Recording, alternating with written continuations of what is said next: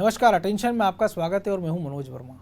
मध्य प्रदेश के दिग्गज नेता बंगाल चुनाव में व्यस्त होने वाले हैं। सीएम शिवराज और कमलनाथ को स्टार प्रचारकों की सूची में शामिल किया गया है। यहां तक कि दोनों दलों के कई दिग्गज नेताओं को बंगाल की जिम्मेदारी सौंपी गई है। ऐसे में प्रदेश में होने वाले निकाय चुनाव पर संशय के बादल मंडराने लगे हैं। एक तरफ प्रदेश के नेता चुनाव में व्यस्त रहेंगे तो दूसरी तरफ प्रदेश में कोरोना लगातार पैर पसार रहा है। ऊपर से बोर्ड परीक्षाएं भी सर पर हैं। तो ऐसी उम्मीद है कि निकाय चुनाव अभी 3 से 4 महीने और टाला जा सकते हैं। लेकिन सवाल ये भी बनता है कि हाईकोर्ट के निर्देश के हिसाब से राज्य चुनाव आयोग को निकाय या फिर पंचायत चुनाव में से एक चुनाव की घोषणा करना भी जरूरी है। अब ऐसे में चुनाव आयोग क्या फैसला लेता है, ये आने वाला वक्त बताएगा। आज हम इसी पर चर्चा करेंगे, लेकिन उसके पहले देखिए हमारी एक खास रिपोर्ट।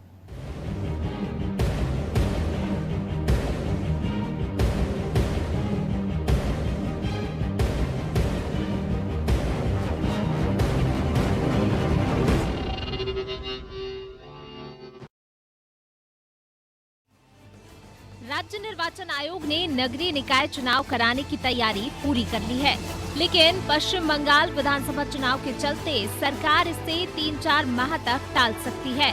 वजह है कि मुख्यमंत्री शिवराज सिंह चौहान और पूर्व मुख्यमंत्री कमलनाथ बंगाल चुनाव के लिए स्टार प्रचारकों की सूची में शामिल हैं।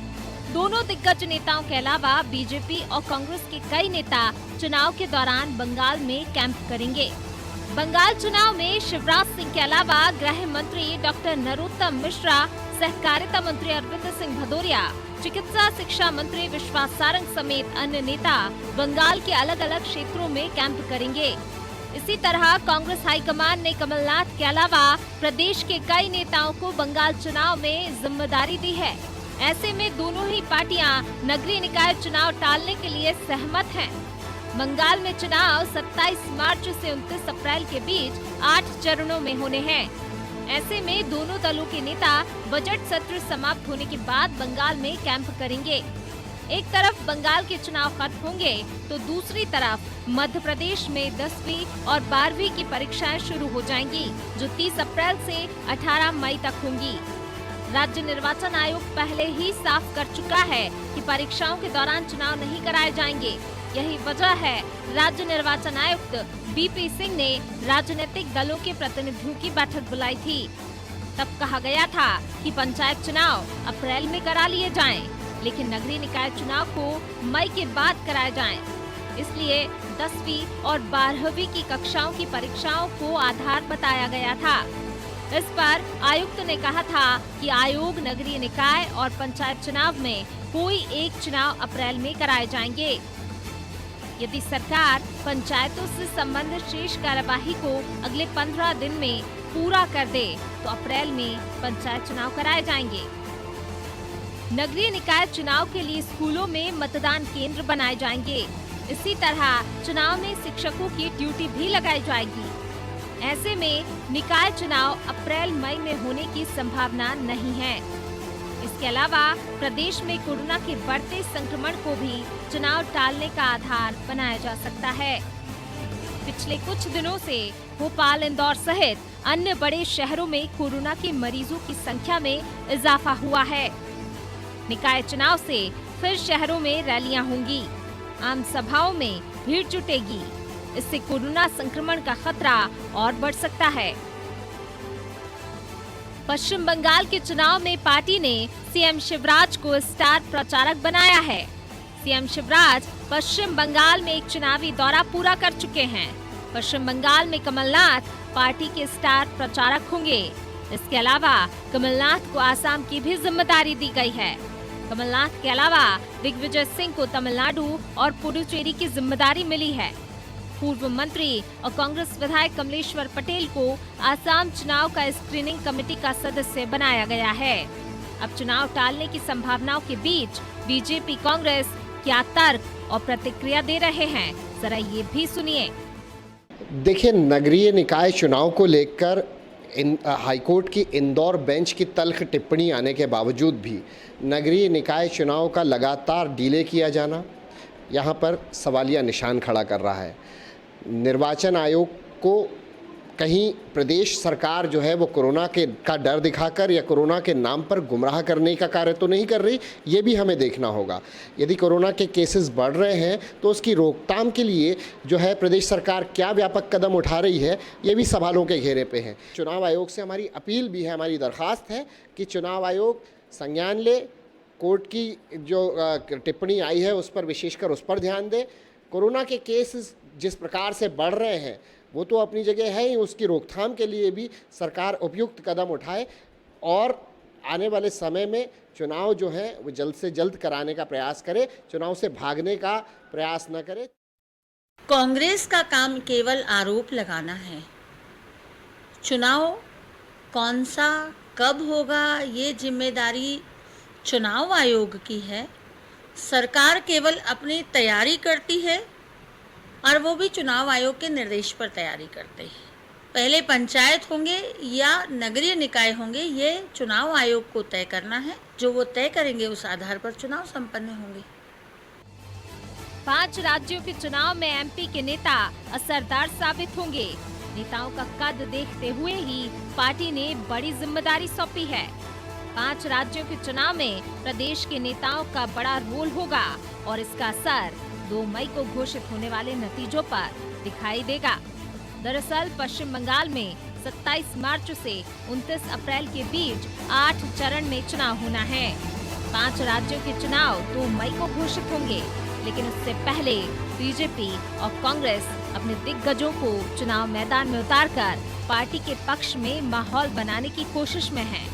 प्रदेश में होने वाले नगरीय निकाय चुनाव से पहले 5 राज्यों के चुनाव में दम दिखाने वाले एमपी के नेता कितने असरदार साबित होंगे, यह 2 मई को घोषित होने वाले नतीजों से ही पता चलेगा। ब्यूरो रिपोर्ट, अनादि टीवी।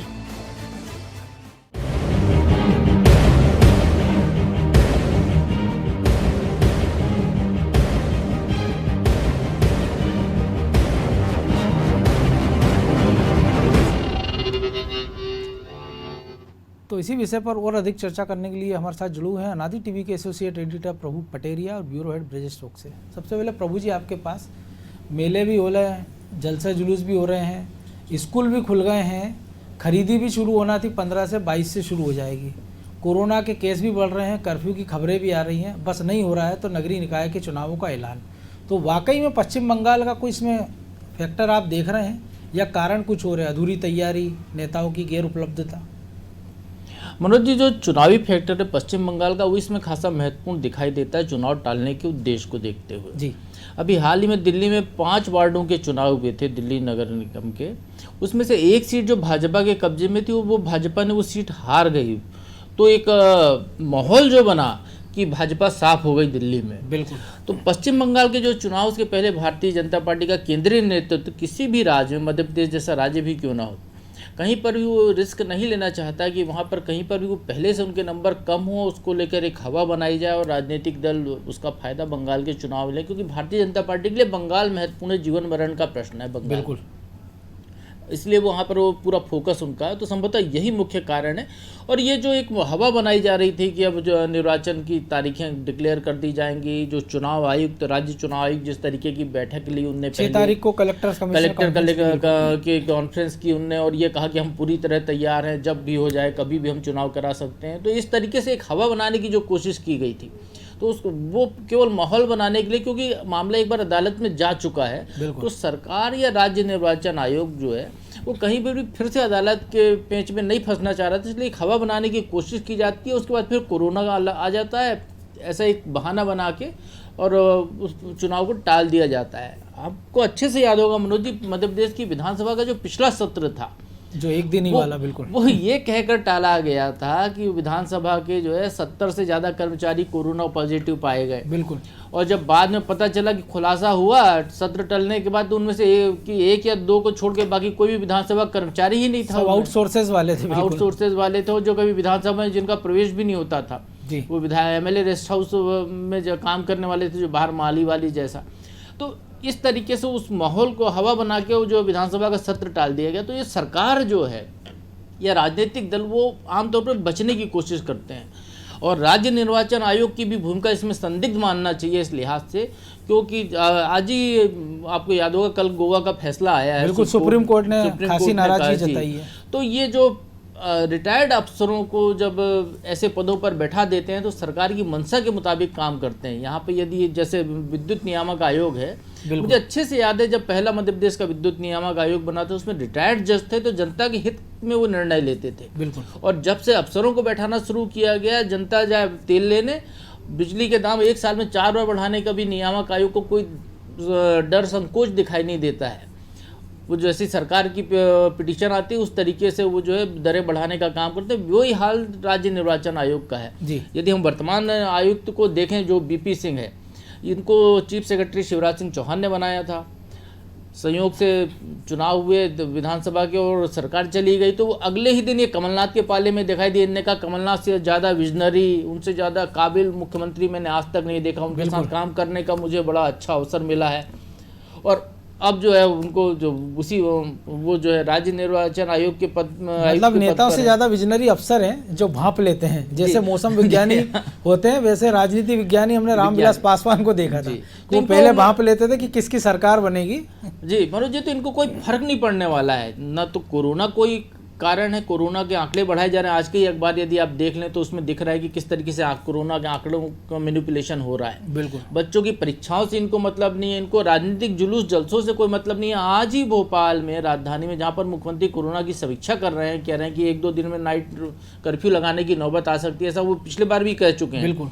उसके बावजूद इतना बड़ा हुनर हाट मेला का शुभारंभ करते हैं वो, उसमें सैकड़ों हजारों लोगों की भीड़ जुटाई जाती है, तरह तरह के राजनीतिक आयोजन हो रहे हैं। 10 दिन का वो मेला है। बिल्कुल। तो ये सरकार को सोचना चाहिए कि वो किसकी आंखों पर पट्टी बांध रही है, जनता की आंखों पर पट्टी बांध के काम कर रही है या खुद शुतुरमुर्ग की तरह वो रेत में सिर छुपाकर ये घोषित कर रही है कि सब सुरक्षित है। तो ये बड़ा सोचने वाला विषय है। जी।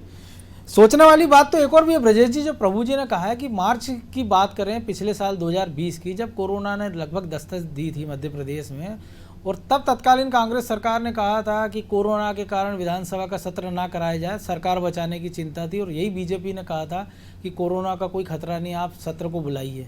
इसके बाद जो कुछ हुआ वो सारा नज़ारा हम देख रहे हैं लगभग 1 साल से। अब वही कांग्रेस के प्रवक्ता को हमने देखा कि वो सवाल उठा रहे हैं चुनाव आयोग पर, वो कह रहे हैं कि कोरोना भी बढ़ रहा है, लेकिन वो कुछ नहीं करना चाह रहे हैं क्योंकि मंशा तो उनकी भी ठीक नहीं, क्योंकि उनके पास 2 ही बड़े नेता हैं। एक कमलनाथ को पुडुचेरी और तमिलनाडु में भेज दिया पार्टी ने, और दूसरे कमलनाथ 9वें नंबर के स्टार प्रचारक है पश्चिम बंगाल में। तो ऐसे में उनके पास तो, बीजेपी के पास तो फिर भी कई सारे ऐसे चेहरे हैं कि जो चुनाव को हैंडल कर सकते हैं। एक बड़ा संगठन है, उनके पास एक काडर रहेगा। कांग्रेस के पास तो ना लीडर है ना काडर है, तो बड़ी चिंता तो कांग्रेस की है। इसलिए वो कड़वा कड़वा मीठा मीठा गप और कड़वा कड़वा थू की स्थिति में दिखाई दे रही। बिल्कुल मनोज जी, लेकिन कांग्रेस भी नहीं चाहती है कि चुनाव हो आज की तारीख, इसीलिए मतलब तो हम उनके प्रवक्ता को भी देख रहे थे, उनको सुन रहे थे कि वो किस तरह से गोलमोल जवाब देने की कोशिश कर रहे थे। तो कांग्रेस की भी परिस्थिति ऐसी नहीं है कि आज वो चुनाव में जाएगी तो उसको कुछ अच्छे परिणाम की उम्मीद नहीं है। इस कारण कांग्रेस, देखिए आप, जब कल शिवराज जी ने नगरोदय का कार्यक्रम किया तो कांग्रेस ने सवाल खड़े किए कि चुनाव को लेकर कर रही है, कार्यक्रम कर रहे हैं, वोटरों को प्रभावित करने की बात कर रहे हैं। लेकिन यही कांग्रेस थी जिसने सबसे पहले चुनाव टाले थे। नगरीय निकाय के चुनाव तो तभी हो जाना चाहिए थे जब कांग्रेस की सरकार में ही हो जाना चाहिए थे, लेकिन कांग्रेस चाहती थी कि उसके अनुरूप माहौल बने, उसके ज़्यादा से ज़्यादा नगरीय निकायों पर कब्जा हो सके। इस रणनीति के तहत वो पूरा फेरबदल करने की कोशिश कर रही थी। परिसीमन के बांटना था। हमने देखा राजस्थान में उन्होंने यही किया और जीते, और छत्तीसगढ़ में भी। बिल्कुल मनोज जी, तो वो खुद टालने की कोशिश कर रहे थे जब वो सत्ता में थे। जब वो अपनी अनुकूल परिस्थितियां बनाने की कोशिश कर रहे थे तब वो चुनाव कराते। यही पर हालात आज हैं। आज भाजपा सत्ता में, वो उस टाइम पे चुनाव को टालने की, वो चुनाव में जो फेरबदल कर रहे थे, सीधे महापौर के जो चुनाव होते हैं वो पार्षदों से चुनने की जो कांग्रेस ने रणनीति बनाई थी, भोपाल में नगर निगम का बंटवारा करने की जो रणनीति बनाई थी, उसका भाजपा ने विरोध किया था उस समय कि ये नगरीय निकायों पर कब्जा करने के लिए इरादे से कर रहे हैं और चुनाव कराना चाहिए सीधे, जो जैसे पहले पद्धति से होते थे, सीधे महापौर से मतदाता सीधे महापौर का चयन करें, जो भाजपा मांग कर रही थी। लेकिन आज देखिए आप, भाजपा सरकार में है तो वो चाहती है कि उनके अनुसार रणनीति हो। जैसे प्रभु जी ने भी कहा कि वो एक भी ऐसा मौका नहीं देना चाहते हैं कि लोगों को लगे कि माहौल बदल रहा है, भाजपा के खिलाफ जनमत हो रहा है।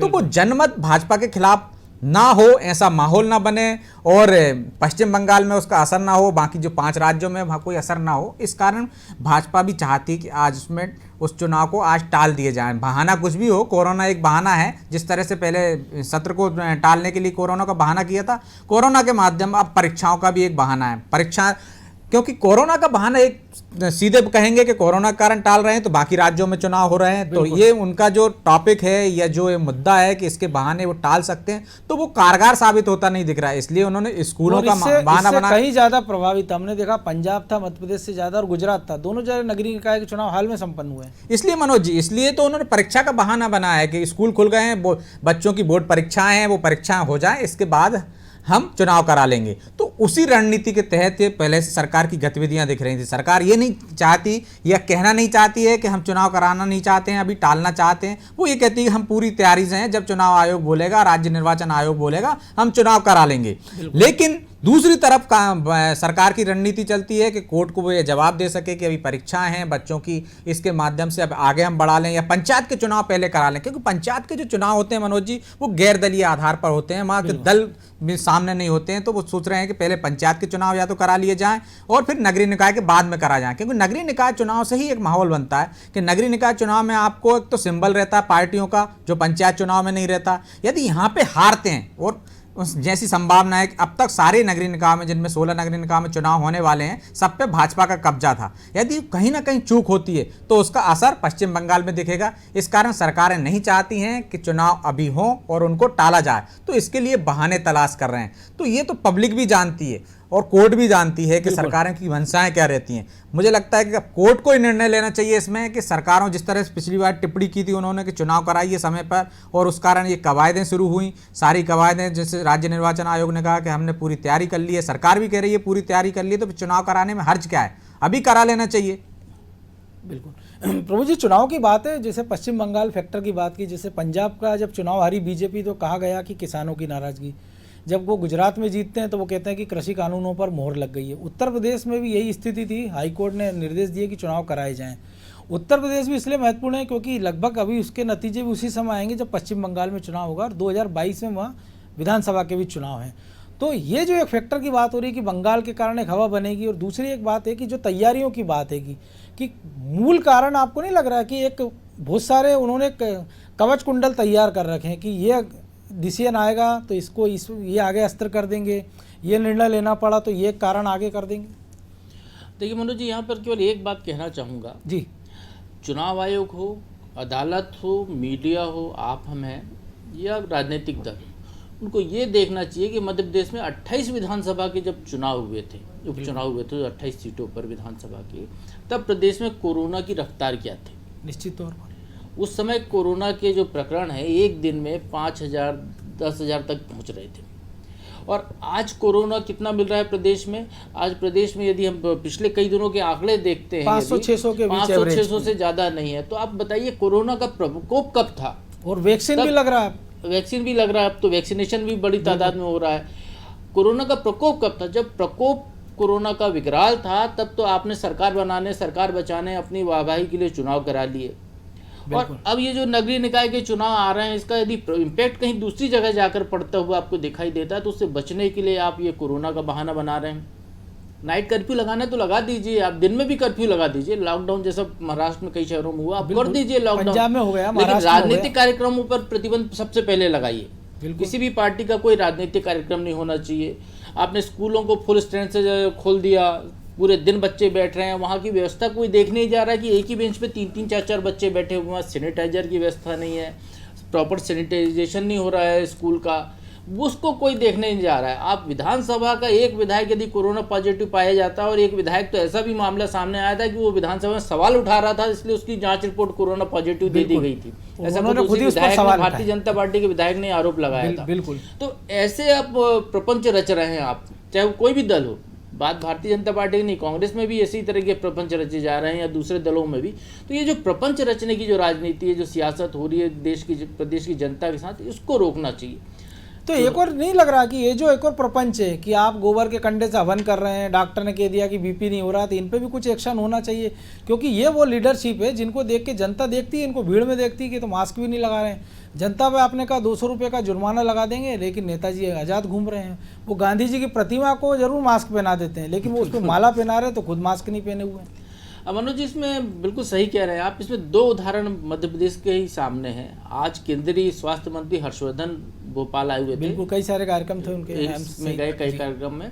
और एक मध्य प्रदेश के नगरीय प्रशासन मंत्री जो नगरीय विकास मंत्री भूपेंद्र सिंह हैं, इन दो को आप देखिए, ये भाषण भी देते हैं तो इनका मास्क नीचे नहीं आता है, बिल्कुल मास्क लगाकर ही भाषण देते हैं। ये एक नजीर है। ये उन नेताओं के लिए भी नजीर है जो मास्क को गले में टांग कर जो है एक शो पीस बना के रखते हैं। ये उन नेताओं के लिए भी नजीर है जो भाषण देते वक्त या बातचीत करते वक्त मास्क को नीचे कर लेते हैं। बिल्कुल। जब केंद्रीय मंत्री स्वास्थ्य मंत्री मास्क लगाकर भाषण दे रहा है, खुद भी उनकी एक आवाज डॉक्टर सुनी है, जा रही, पूरा देश सुन रहा है उनकी आवाज और को। खुद भी वो डॉक्टर है। हाँ, और वो डॉक्टर हैं, तो फिर आप लोग ये क्यों कर रहे हैं?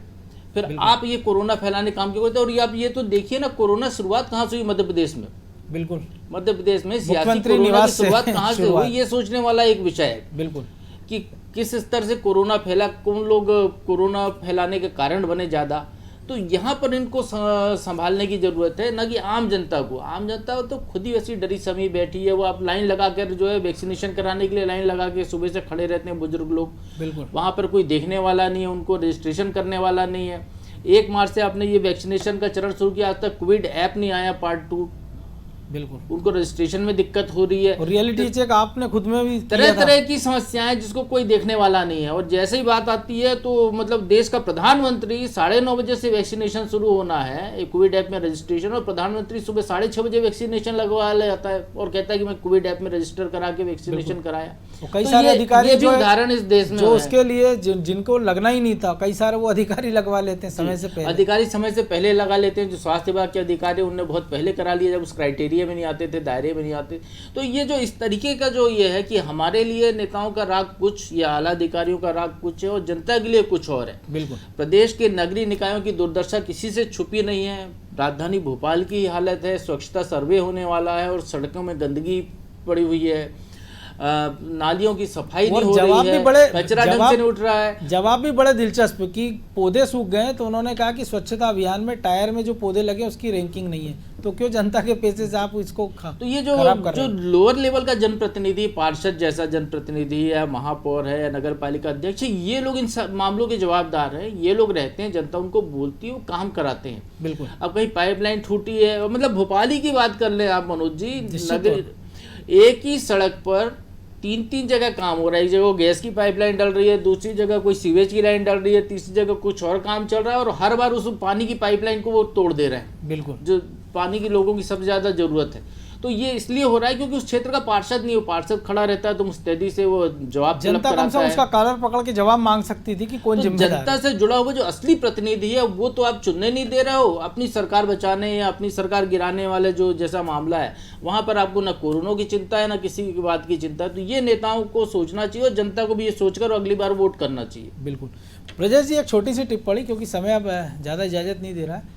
तो अभी तक कोरोना जान माल के लिए घातक था, तो अब मान लें कुर्सी के लिए भी खतरा साबित हो रहा है। देखिए मनोज जी, कोरोना तो सरकार की मंशा से आ जा रहा है। जब सरकार की इच्छा होती है कोरोना के आंकड़े कम हो जाते हैं और उसका डर खत्म होने लगता है, और जब सरकार की इच्छा होती है तो कोरोना अपने आप बढ़ने लगता है और उसका डर भी दिखने लगता है, पब्लिक में कार्रवाइयाँ होने लगती हैं। लेकिन हम देखते हैं कि विधानसभा में विधायक खुद कह रहे हैं कि हमें मास्क लगाने की ज़रूरत नहीं है, हम ये कर रहे हैं, हम चालीसा पढ़ रहे हैं, या हम कंडे की धूप से वो कर रहे हैं, या हम रुमाल लगा लेते हैं और हम एंटीबॉडी डेवलप हो गई है। तमाम तरह के उदाहरण देते हैं। लेकिन यदि पब्लिक यदि मास्क नहीं लगा रही है तो सरकार कह रही है कि जुर्माना लगाएंगे और 2 गुना जुर्माना लगाएंगे और जेल तक भेजेंगे। तो ये सरकार की दोहरा चरित्र दिखाती है कि वो अपने हिसाब से चलती है, कि मतलब खुद के फायदे के अनुसार कोरोना आ जाता है और चला जाता है। बिल्कुल, यानी कह सकते हैं कि सरकार इतनी असरकार है कि वो कोरोना पे भारी पड़ती नजर आ रही है। बहरहाल आप दोनों का बहुत शुक्रिया।